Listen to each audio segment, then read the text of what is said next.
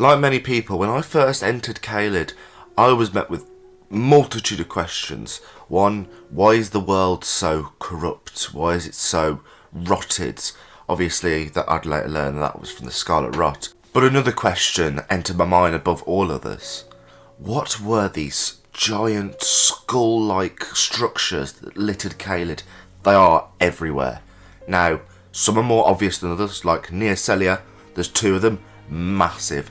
But also, if you stand on some high peaks of Caelid, you can see the same skull-like structures everywhere. And while it can be hard, like really hard to figure out which are Scarlet Rot rocks and which ones are skull rocks, if you compare the contrast and colour tones from the ones near Celia, it becomes really evident how many they are. And it leads you back to that original bewilderment of like, what the fuck are these skulls doing in Caelid? And don't you worry, we will be going into that in this video. But before we get more into that, I do want to say, 1, I'm sorry if my voice sounds really strange in this video.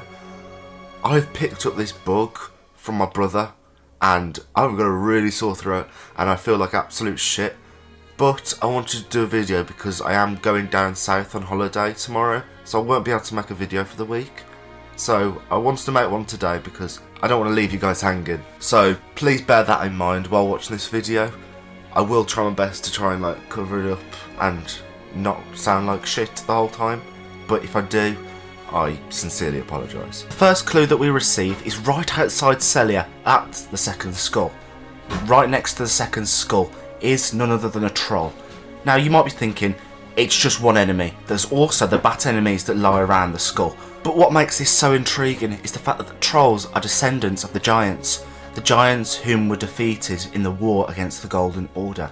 And if you make your way to the home of the giants, the mountain of the giants, and to the fiery peak, you will find a tragic battleground. Every single fire giant has a sword with brambles piercing through their chest. Now what's intriguing about this is exactly lined up where the sword pierces, on the other side is where their eye would be. The fell god is an outer god, and it's what gave the fire giants their strength. But without it, they seem to have frozen over, that fire being extinguished from them, with what looks like death-blight brambles branding them. There's long been theories that death-blight, death-root existed pre-shattering, but this all but confirms it. But it has got to make you wonder, what changed? What made the Golden Order hate Deathroot in such a way when once upon a time they were their allies and they helped destroy the giants? The last thing I'm going to say in regards to the destruction of the giants, because quite frankly, the destruction of the giants is a whole video in itself that I do plan on making once I come off holiday. What is the symbol on the pommel of the sword? On every single sword there's this strange symbol. I can't place it. What it looks like to me at least is some kind of antlered creature. I am not sure. My only guess is that perhaps it's something to do with the primordial crucible or something to do with nature, as it's an animal by the looks of it. But that's just speculation. Please let me know your thoughts in the comments. I can't place it. I've tried. I just can't. Going back to the skull-like structures, we learn so much from the one in the mountaintop of the giants. You see, on every giant corpse, it's frozen over completely, brambles covering it, sword piercing its chest and its eye. But this corpse is different. It's not frozen over, so we can infer that maybe it wasn't a fire giant, not in the sense that these were. And it's not pierced by any sword, so it can't have been killed by the Golden Order or by whatever faction helped. And it hasn't got death-blight brambles covering it. This leads to the question, how did it die and what is it? We'll talk about who they might be first.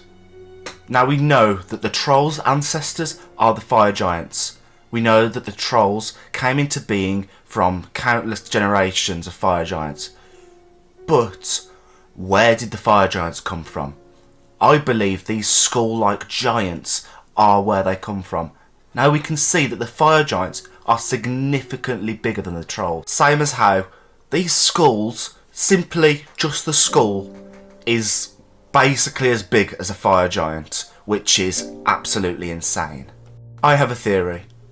So we can see from these giant structures, not just in the mountaintop of the giants, but also in Caelid, that they don't seem to be covered in the cold. Their fire hasn't been extinguished because perhaps they never had it at all. The mountain flame is at the core of the giants' culture, but how do we know that the fell god and the fire didn't come halfway into their civilization? Grace changed the world. It created new species. It combined species together to create new species from that. It enlarged creatures. It made them hideous, made them beautiful, so on and so on. But what if this was the same for the fell god? In the middle of this giant civilization, what if the fell god came and they discovered the mountain flame? And you've got to realise the points of views these things had would have been vastly different. They are sentient after all, and they have sentient thoughts. Some of them would have worshipped it. Some of them would have been sceptical, and some of them would have been outright denying, cursing this god. I believe that the giants in Caelid, because that's what they are in my eyes, I believe they are the ones that disagreed with the fell god. Because what are they doing in Caelid? They shouldn't be there unless they were banished. Is it any wonder, considering looking at our history, how many times have people been banished and shunned for simply believing something others didn't, or not believing? Is it so far-fetched to think that this group of giants we see in Caelid is actually a banished sect that refused the influence of the fell god? This is what makes most sense to me. But there's also the fact you've got to consider that there is no writing or any mention of these giants at all in Elden Ring. This makes you wonder, where are they? Why haven't they been talked about? I believe though that perhaps it's because they existed possibly thousands of years before the Golden Order even was fathomed. The only answers that probably exist for this, for the scholars of the Lands Between, is probably unintelligible cave writing from that era, which has long been lost to time. Going back to the mountaintop of the giants, as soon as this group left, for whatever reason, their kind as they knew it died. For in its place lied the fire giants, consumed by the fiery flame of the mountaintops. Their skin and fur turned red, their whole being turned into the fire and worship of the fell god. And with this decision, the giants that we're so curious about died. In its place, the fire giants were born. I don't think that straight away they just had this eye plopped into them and they shrunk.